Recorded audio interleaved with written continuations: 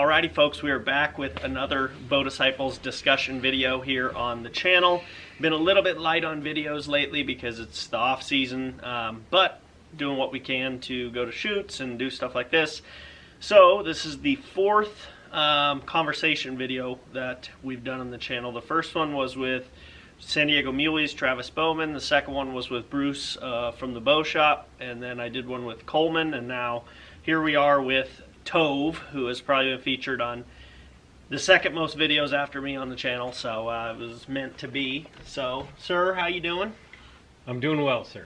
Thanks for asking. I always say that my guest gets to bring the drink of choice, and today we got Natural Light, so that's what we're gonna. High quality beverage. Very high quality, so that's what we're gonna be sipping on throughout the conversation. So first things first, let's hop into it. Give me kind of a rundown of hunting season this year, September through January. How'd the year go? Well, it didn't go all that great for me, but I had fun. Got a nice javelina. Got some, I don't know, must have been 10 stalks on mature mule deer in Arizona, and it just didn't happen. I got really close.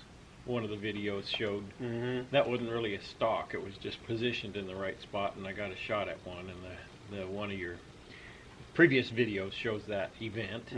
Yeah, that video was called Warrior Mule Deer Buck. I think it's like day 6 or 7 of the series, so definitely if you haven't seen that video, go watch it. It's one of the best we've ever filmed. So, well, and then I did locally, I had a nice 3x3 shootable distance several times, and I took really good pictures of him, but there was a bigger one out there, and I was sort of waiting for him, and instead of eating that big one, I ate my tag this year here locally, but it's all right. I could have, easily, I had some nice ones, and I had the nice 3x3, so. Yeah, that was where I was at last year, I was in the same boat, just hunting one or two deer, and they never came in. So last year you got one and I didn't, and this year it was the opposite, so sometimes that's the way she goes, and it's fine, It is fine. It's nice to like be able to hunt just the really old bucks. Like I like that. That's fun. So with that being said, I think you've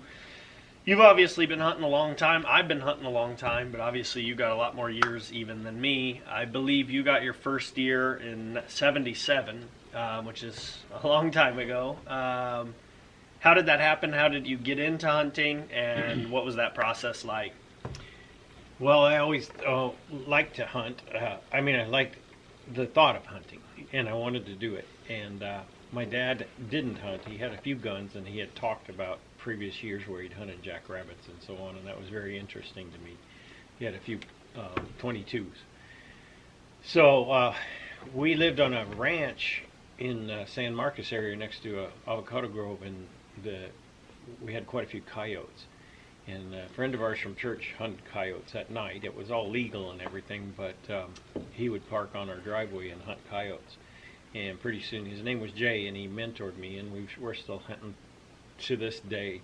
We've hunted together all over the western United States, and we started out rifle hunting, and the first deer I got was near Sampa Squall, and I just had a 243, and we used to set up plans, and he was going to walk one ridge, and I was going to sit at one spot, and then once he got further down the ridge, then I was going to walk, and he was going to hold still. So I had a good bench rest spot, and a nice forky. I think he was. Maybe it was a 2x3. 2x3, yeah, 2x3. And in those days, anything with a fork was a trophy. And I had the 243, and my friend told me, if you don't shoot him in the neck, you're a farmer. You got to neck shoot everything. And my bride, I found out, likes that too, because she doesn't enjoy the neck meat very much. So I shot at him off a bench rest, my very first deer, all alone, with my buddy way away, hundreds of yards away, and I missed, and he just stood there. So I put the X on his neck again the second time. I put it down on his lungs, and I'm going to take crap from my friend if I shoot him in the lungs. So I put it up on his neck, and he dropped like a rock, and that was my first deer. It was a lot of fun. I was stronger then. Carried him out over my shoulders with guts and everything in him. Yeah, and I mean a local buck, He's decent sized. He's probably 120 pounds, Yeah. somewhere in that ballpark. Yeah. So then I think it was almost exactly 10 years later or so, maybe 11 years later, when you got your first big game animal den with a bow, doe deer in Utah. And what made you want to transition from rifle to bow? And I mean, at that time, archery wasn't nearly as popular as it is now, so you were really kind of a pioneer somewhat of archery hunting, in a way. What was that like, getting into that? Well, I really always thought it would be a bigger challenge, and I thought it would be really neat to do. And but I was in a career I was really busy. I worked all the time, and I knew that if I didn't have time to practice, I would never become proficient at it. So I thought if someday I get a job where I have more time off and enough time to practice, I'll get into bow hunting. So it was in 1988 I switched jobs, and I had a lot more time off. And sure enough, I mean, I stuck to it. I went down to the bow and arrow shop with a recommendation from a few friends, didn't know much about it, and I just said, give me the best bow you have. And I ended up getting a Oneida Screaming Eagle. And, Classic. And we shot with fingers, didn't have range finders, and aluminum arrows, and the finicky bow, but it was a good bow. Yeah. And I used to consider like a 40 yards would be a ridiculously long shot for me. I mean, that's still a long shot. Yeah. Yeah, but what I'm saying is I could hit a pie plate like this maybe at 20 yards, practicing a lot on flat ground and so on, and then at 40 yards it'd get bigger. Yeah. So I tried to get close, or tried to sit in ground blinds or something we made, and I ended up in Utah doing the sneak on a doe. I don't know when that was, 89 or something like that, and I ended up getting a doe. It was a lot of work, but I got a doe. I was very proud of that trophy. It was nice. Yeah. I realized it can be done. That's possible. You can sneak on them if you play the wind right, and everything's right, and you're a little bit lucky. Yeah, a lot has to happen right in any hunting, but especially with a bow. I mean, it's like you got to have talent, you got to be smart, got to be patient, got to know when to go fast, when to go slow, when to commit, when to not commit. It's like there's just a lot that goes into it. So, yeah, I mean, that is big, just getting something and knowing it's possible. We saw it with Matt this year in Utah, or in Arizona, when he got his javelina. After years of effort, he finally got one, and it just, for him, that was probably the same sort of feeling, like it is possible, Yeah. Success. So you got that doe, and then you kind of were doing half and half, maybe rifle and bow, and then for a long time now we've really just done bow. Do you have any desire to hunt with a rifle, or is it more so like you just want to ride out hunting with a bow as long as possible type thing? I think I want to ride out the bow. I physically, the bow archery is tough for me now, shoulder injuries and so on. I want to ride it out. But I think if my shoulders get too bad, I'll probably go to a crossbow if I have to, because it's not uncommon, and just there's a time when I'll have to do it. And crossbows are cool too. I mean, I think I personally, like, if I had to put down the bow, I would go crossbow. I think is what I would do as well. Yeah. And nothing against guns. I have nothing against guns. Nothing against gun hunting. It's just I prefer shooting bows. I use guns here. Yeah. I shoot coyotes that are trying to kill our cats, and I use 22 to take out ground squirrels. So I still use them, but it's more of a tool than a hunt. Yeah. So recently I dragged you out and got you to start doing 3D shoots, and I've been trying to get you out to do them, and you now have done some. How good do you think 3D shoots are, not only just to improve your shooting, but improve as a hunter too? Like target shooting at 3D animals. I think it's very beneficial. I can think of one buddy I had, a good buddy, and he wanted to get into bow hunting, and he got in the backyard, and he started hitting the target at 20, 30, 40, and 50, you know, and he says, no matter what, you know, when I go javelina hunting, I'm going to get one. And Classic. And I couldn't help but grin. I'm going, there's so many things in archery that go wrong, and so much different than just shooting straight flat ground in your backyard at known yardages, and shooting dots. So it's very helpful to go to. It's also a good evaluation in your own skills. So when you go to a shoot, you can shoot uphill, downhill, sideways. You're really shooting at appropriate sized animals and so on, and you're not aiming at a dot. You're sort of guessing where the 10 ring is, and that's sort of what you do on a deer and or javelina. And it's very beneficial, and it's you know, it's fun. It's like frisbee golf or golf. Like even when people ask me what it's like, I who have no idea, I usually compare it to golf. You know, because you're walking around with a group, you're going to different holes, and there's so many things you have to do right with golf, and your swing has to be perfect. Yep. And same thing with archery, everything's got to be perfect. Yep. And one thing that you left out that I think is actually important about 3D shoots is, you know, I always tell people it's not a competition unless you're one of the best guys. Then it's like, for me, I want to win. You know what I mean? Like, so for me, I guess it is, but it's like, it's just for fun. But I think you get more competitive as you get closer to the top. But one thing I want to say is, even for the people that just start, it is good to keep score and look at your score compared to those other guys, because you're like, okay, I thought I was shooting pretty good. But I'm getting blown out by 70 points. Yeah, it's a good. You know what I mean? It's so a good I got to evaluation of your real skills. I gotta work harder. And you see what's possible. Yes, I agree. Yeah, it's a good self-evaluation tool. So that I've heard guys. He says one guy was in a blind and he didn't shoot at this one deer because it was over a doe, and the other guy said, I would have shot that one. And they both made the right decision. They both said the right thing, because the one guy didn't feel comfortable, but the other guy done plenty of 3D buck doe shoots, and he knew he could make that shot. Do it. Yeah, yes. And it was realistic, and both of them made a great decision. For sure. Yeah, I always will side on the conservative side.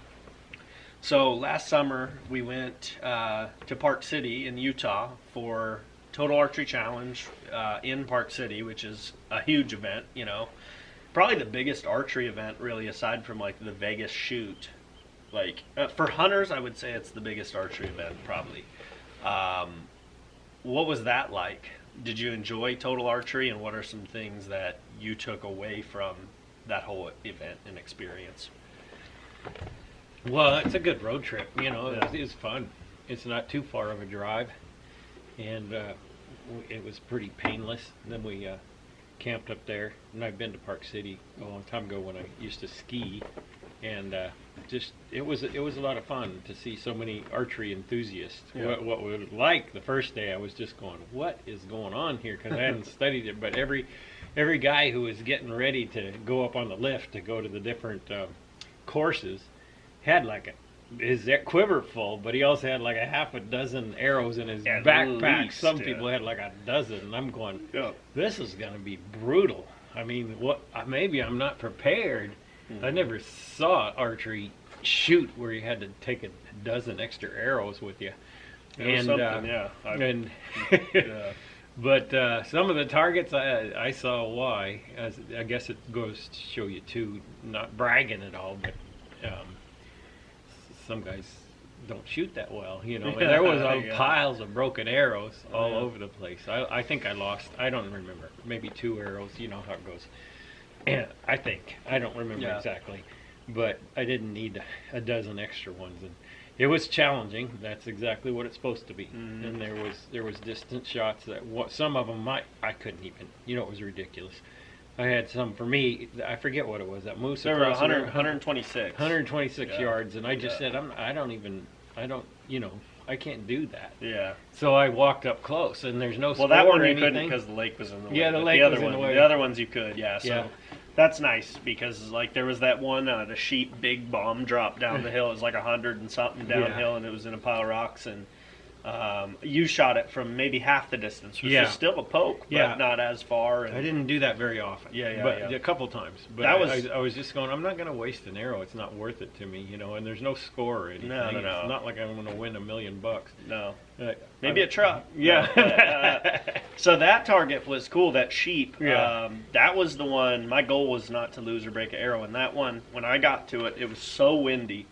And I mean, I'm shooting down the sail. I got so lucky and hit it, but it was like, I thought for sure I was going to yard sail an arrow for sure. But somehow I hit it, and I think it was like 97 or something, or like 105 shoot for 97. It was something like that.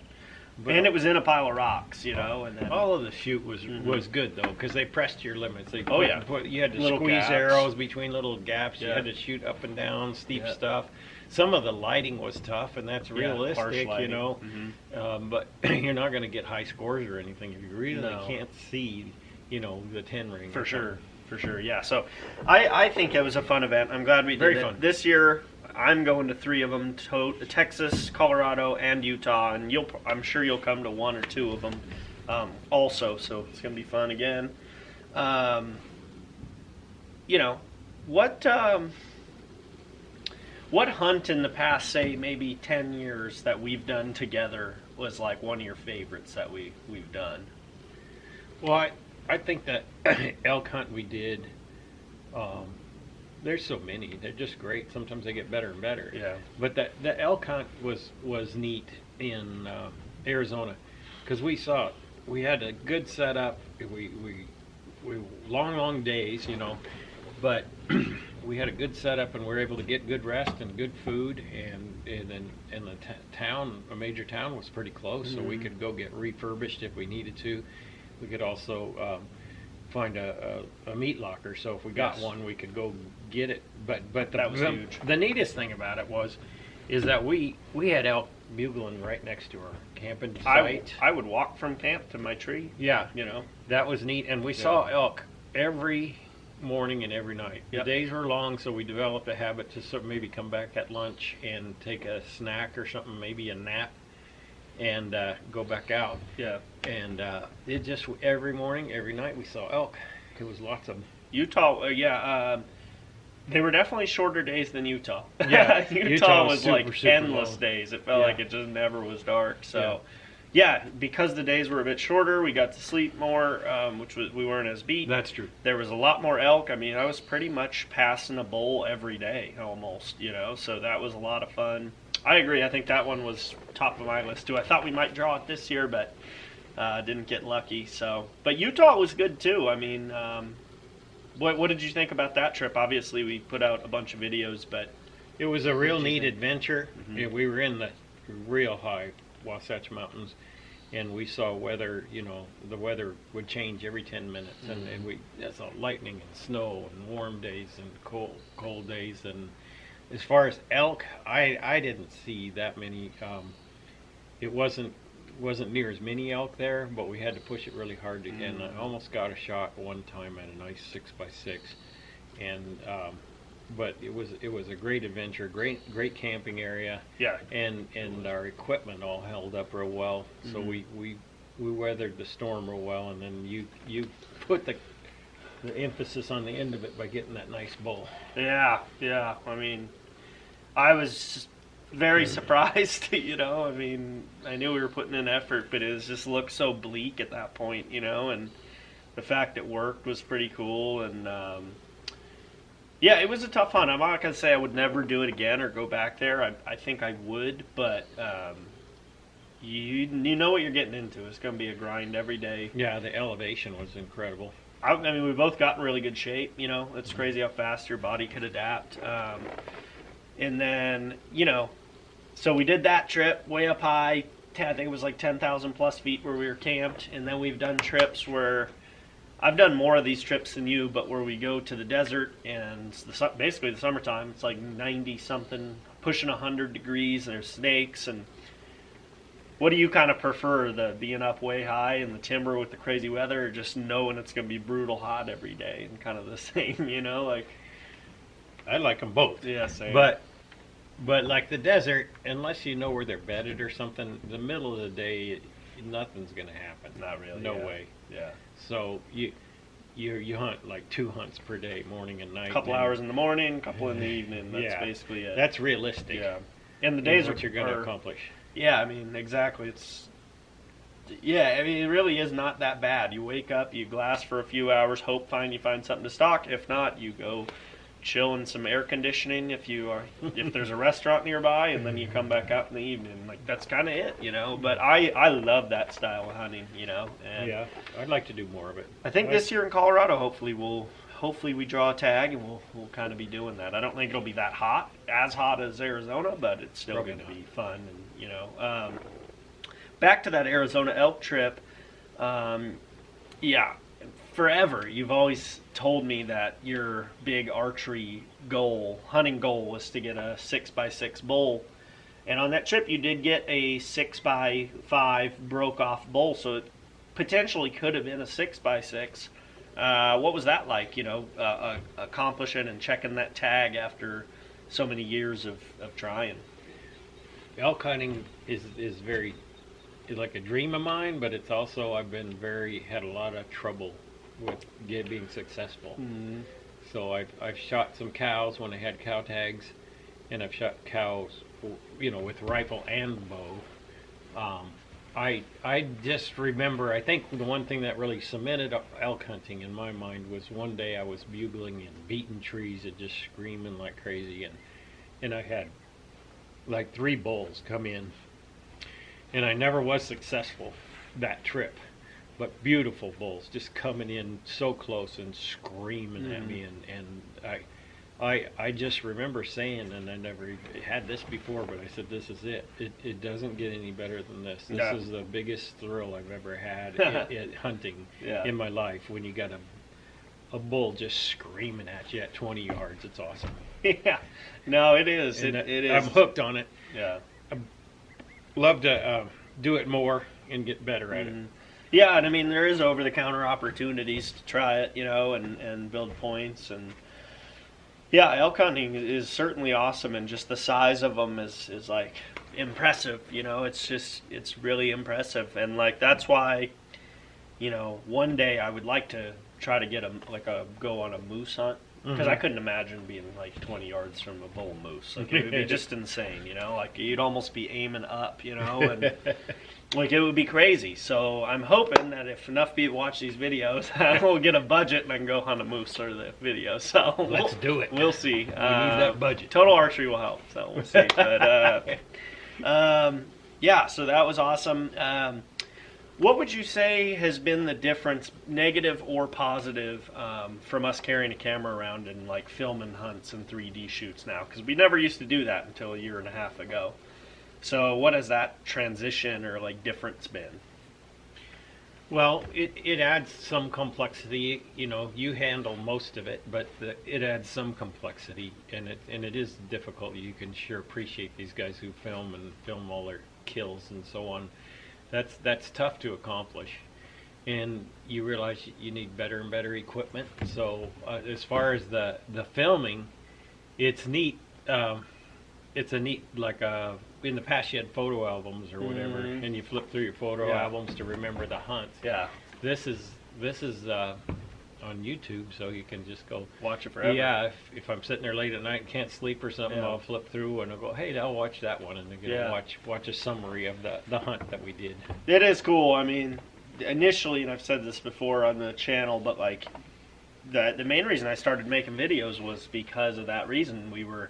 We've been hunting together for so long that, you know, these trips start to run together and the years run together, and you start to kind of forget, like, which javelina was that, or like what happened on that deer. And like we talked about journaling and writing stuff down, and then, you know, as someone who's always made videos, I just said, like, why don't I just make videos, and then we can, it's just like a journal, but instead you can watch it, you know. So that's why we started, and then people started to watch, which was kind of surprising, but you know, it's cool. But the journaling idea is good as a hunter too, because you can nail down the time, what day of the month you shot that animal, you know, and the videos have dates on them too. The videos have dates, and you can go, okay, you know, we were out there, you know, this such and such week in Arizona, and we did pretty good, but it was getting better as we left, or it was getting worse as we left, you know. So you can bracket you're hunting towards the season. Mm-hmm.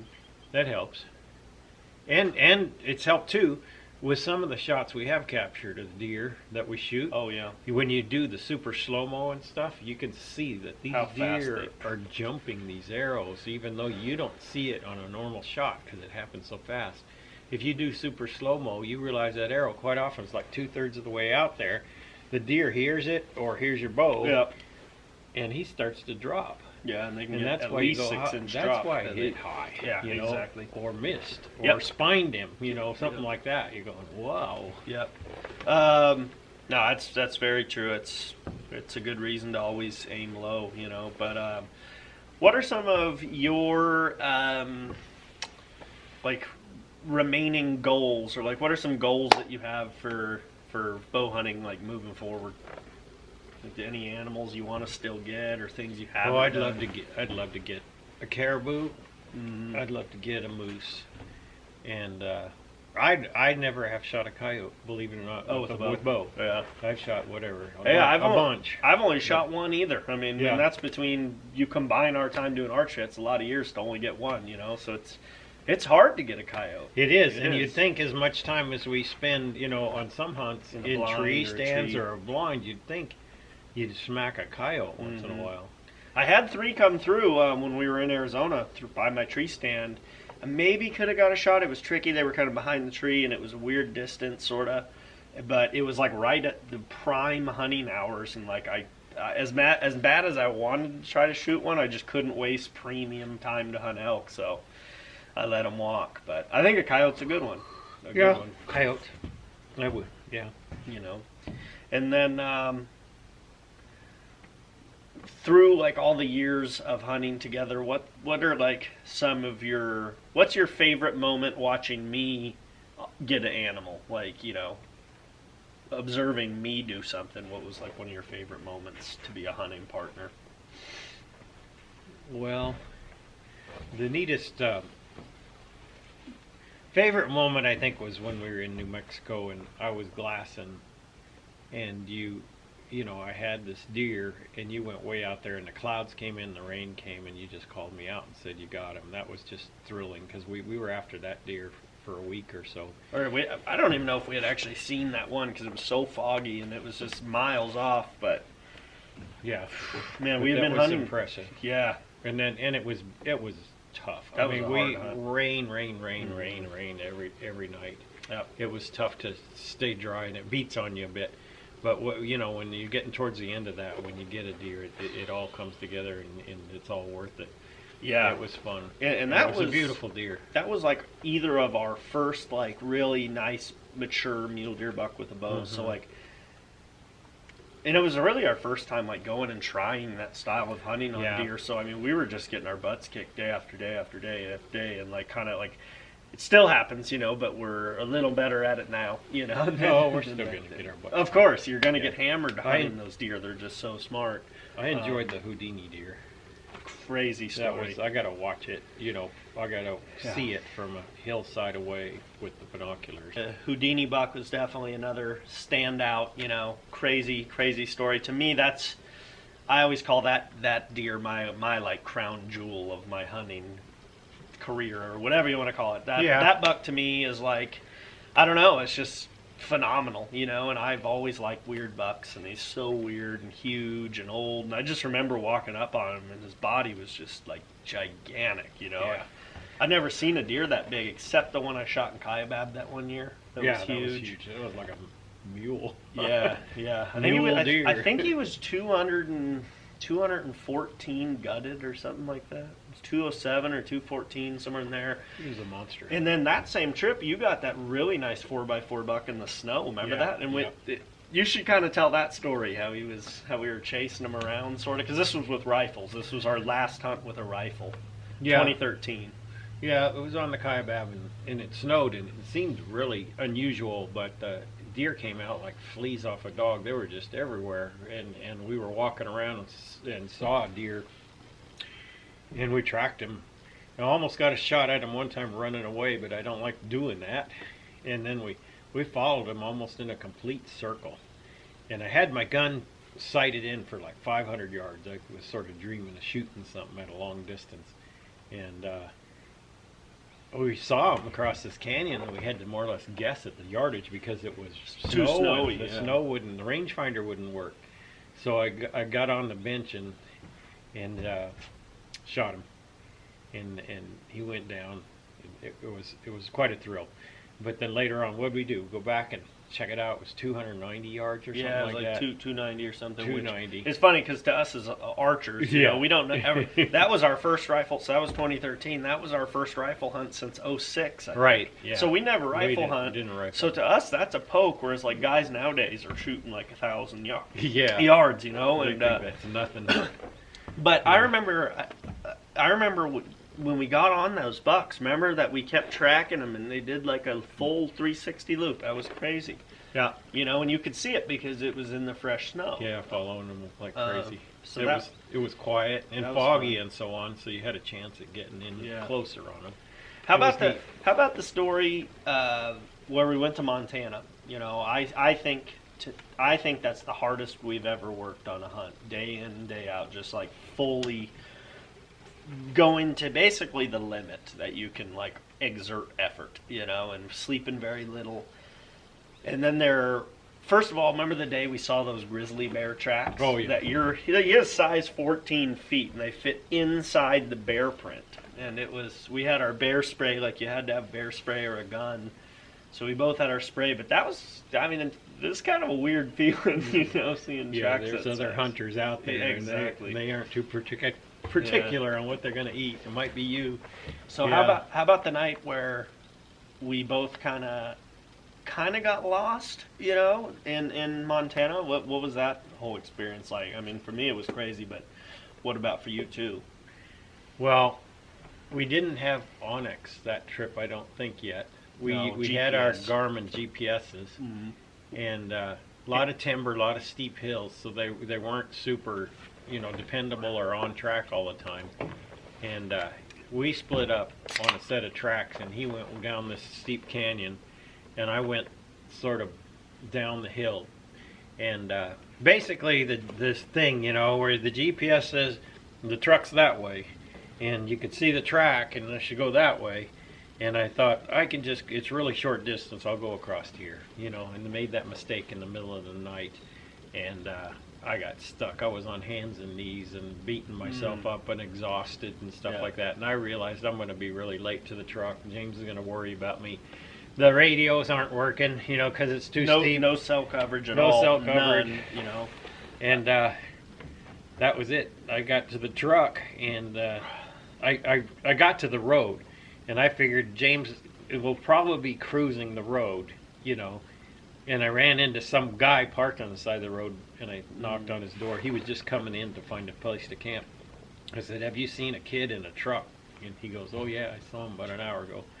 Whatever. So I knew we'd find each other. Yeah.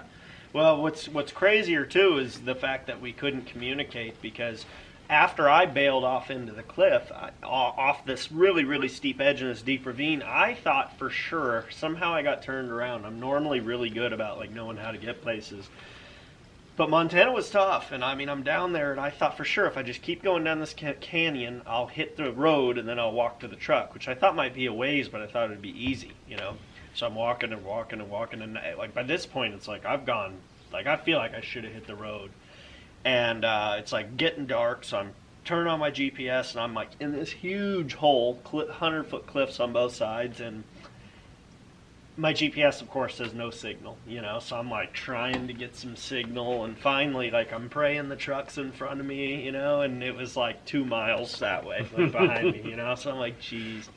So I scale up this hill, and it's pitch black. I'm just like you said, just beelining because it's dark and I don't know where. So I'm just going straight for the arrow, and I'm thinking you're going to be freaking out at the truck, and I get there and then you're not there, you know. So that whole night was crazy, and you know we never take days off when we're hunting, but like I remember that next day we're like, we're not going back out. No, we need to take a sleep rest. because I think I lost like 20 pounds that trip or something. You got to come up with a plan. It's good to study survival techniques. Yeah.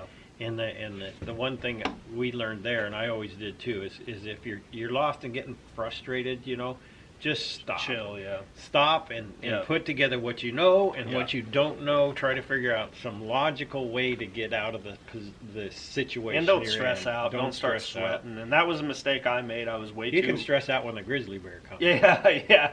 I was way too ramped up, and it was a good learning experience because I'd never really been like lost like that before. So it was a good experience to, like, if it were to happen again, I know I would handle it a lot better, So it's for that aspect good. But that was a tough trip too. I mean, tough hunt.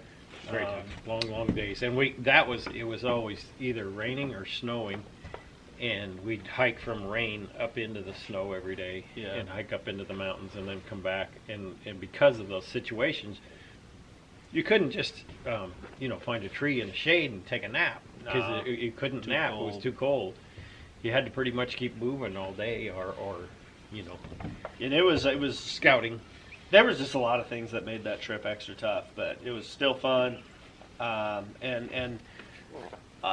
didn't get to say, but one of my favorite moments watching you be successful on a hunt has to be that 4x3 buck you got in the desert a few years ago. It was really kind of your first like true spot and stalk buck, that I had seen you do, where he was bedded down. You got in there, and it was just a textbook stalk. It was hot. He was a really nice buck, and man, I mean, it was so cool because I would look through the binoculars, and it's like 3-4 hour long process. So I can't look through the binos the whole time. So I'm kind of back and forth between like my phone and resting behind, trying to get shade and looking. And I could see you sitting by the tree, and then the buck, I could see the small one laying there. And then one time I look, and the big one's just standing broadside, like directly between you and me. And then I see like just a flinch happen, so I figured an arrow shot, and he started darting, and there's about a 2-second delay where I couldn't see anything, and then the buck started just bleeding out, so I was so excited, and Yeah. I've never seen an animal run that fast ever in my life. That was like a bullet. He ran and he would jump off like rises or almost like little cliffs, and he would clear like 40 feet at least, easily. at least that Yeah. far. Just flying down a hill. It wasn't a steep hill, but man, he didn't like that he had been shot, that's for sure. What was that experience like, getting in there and spending so much time and so much effort and just thinking about every step, and then finally you're in there, and then he surprises you and gets up? Like, what was that like, and what did that pressure feel like when he's there and now's when you have to do it? It has to work, Like, what was that like? Like all the other stocks, really, this one just worked. I wasn't positive he was the bigger one of the two. Yeah. So when I realized, I think that's the big one, Yeah. and he's good enough. Yeah. So I launched the arrow, and I remember thinking, aim low, because it was a little bit of a distance. The shot, It was a 50-yard shot. 50-yard shot, and Yeah. and I knew that would give him time to duck the shot if he had to, and I lucked out and scored, connected. Yeah, it was awesome. Very, very nice buck too. And that trip, we both got a buck. I got a 4x4, and then you got that 4x3 That's a couple days later. So I mean, that was pretty sweet to pull a double on a hunt that challenging. Yeah. This year, javelina hunt was awesome. I mean, Yeah. what was it like seeing? I mean, we were seeing just bruiser bucks every day, Yeah. And see, when we got there, the rut was just off the chain. Remember, like the bucks were going crazy, and like, what was that like? And you were the only one hunting the first 4 or 5 days. That had to be pretty fun. It was fun. It was neat to see all the activity, that's for sure. And the rut changes things. Yep. You're not going to see them bedding down as often in a spot where you can get to, because they're always up chasing the does, and they're not eating or anything, and they're moving. They're unpredictable, pretty much unpredictable, except that So the predictable thing is they'll be rutting. And they'll be And erratic. moving. They're gonna be all Yeah. over the place. Yeah. Yeah. And then to see. It sure shows you what's there, though, because yeah. they're dummies and they expose themselves all Yes. the time. Yeah, no, for sure. You can see them more. I thought it was really cool that you were able to pull a double on javelina the day that, Mac got his first big game animal ever. What was Yeah. that hunt like? Just not only you getting a javelina, but like first we were all three together, which was kind of cool. Right. But to see Matt get that one, Matt and we're all excited. smoked one, yeah. What was that? That was really nice. That was kind of cool. Yeah, it was really cool. And I think you didn't even have your bow, did you? I think had you- my bow. Oh, you yeah. did? Okay. Yeah. I was gonna use But- Matt's, and then I decided to bring mine, so I had it. Oh, that's right, you did. So it was neat to see that big smile on Matt's face and see that connection. You know, he had worked hard and Yeah. he was good. He did really good. He did. And then we went over to the edge, and you had a shot at one, but it was too windy. You could have pulled it off. It wasn't Yeah, it windy. wasn't crazy far. I think it was like 40 to 50, somewhere in that range, maybe Yeah. 40. And it was a shot I knew I could make, but with the wind, how it was like, I'm not going to do it unless it like really gets still, and Yeah. it didn't. It was an exposed ridge. Exactly. And then I had the one come into me 20. 20, yeah. Downhill. 20 downhill, and it wasn't too windy, and Yeah. I was able to smoke him. So That was so that's cool. the way it happens. Yeah. Javelina, you know, they'll come to you or they won't. That was a cool spot we found. I mean, we found Yeah. that spot. It was just javelina loved that area, so we'll Yeah. see if they're there next year.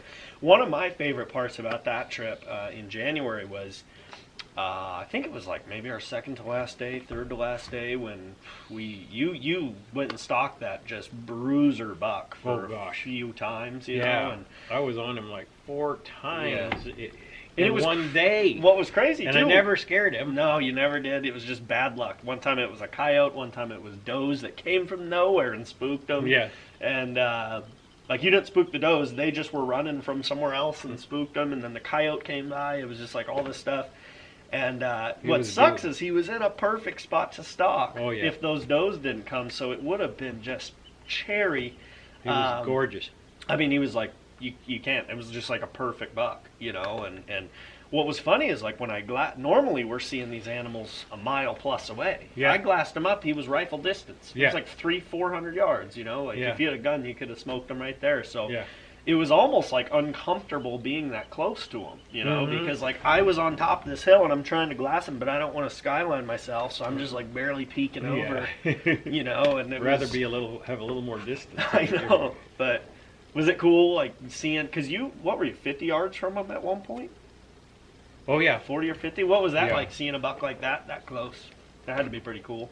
yeah, it was nice. I mean, I just couldn't. It was just a beautiful, typical mule Perfect deer, 4x4 just buck. concentric and nice growl tines, and he had a couple girlfriends. And Not it at was awesome. first. Not at first, but Yeah. then later on he picked a couple up. Yep. I wanted him, but you know, wanting and making it happen are two different things. Hey, next year he'll be hopefully still there, and we can try it again. But yeah, he was a beautiful buck, and it was, man. I love watching those bucks. Just like when you see the big bulls chasing each other around. Oh, yeah. It's the same thing. I love the posturing they do, and Yeah. it's just fun, man. So, Yeah. what?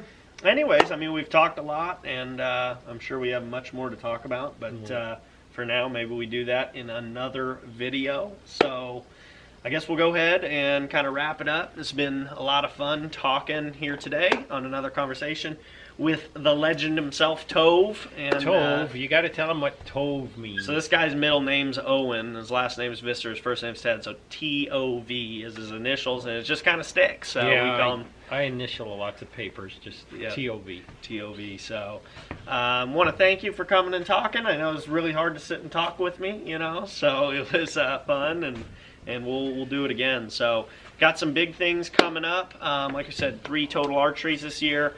Got a big event I'll talk about more on May 31st. So if you guys are in Southern California area and like to shoot bows and hunt, definitely keep that date free on your calendar. Or even if you're just want to come on a cool trip to SoCal and do something cool, mark that off.